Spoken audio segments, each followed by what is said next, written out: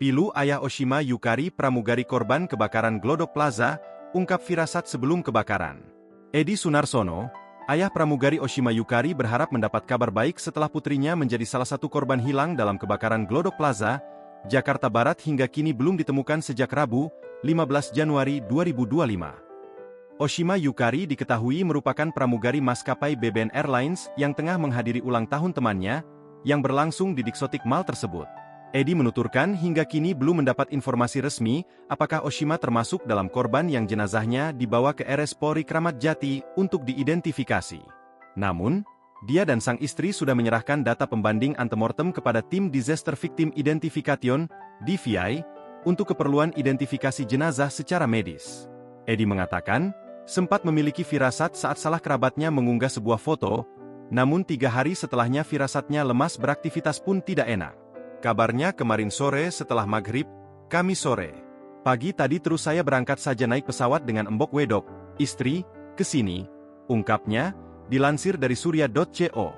Edi hanya mengharapkan mukjizat Tuhan, agar Oshima Yukari segera ditemukan. Ya harapan saya kalau ada mukjizat, monggolah, siapa tahu.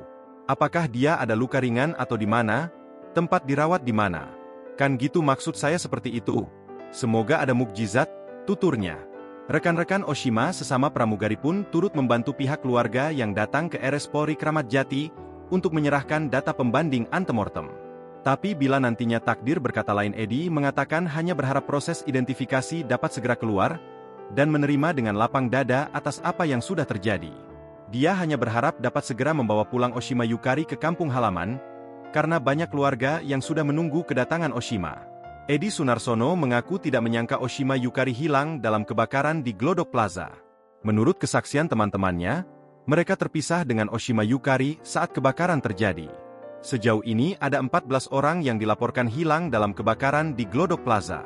Diketahui, Oshima Yukari dikenal telah menjadi pramugari di sejumlah maskapai penerbangan.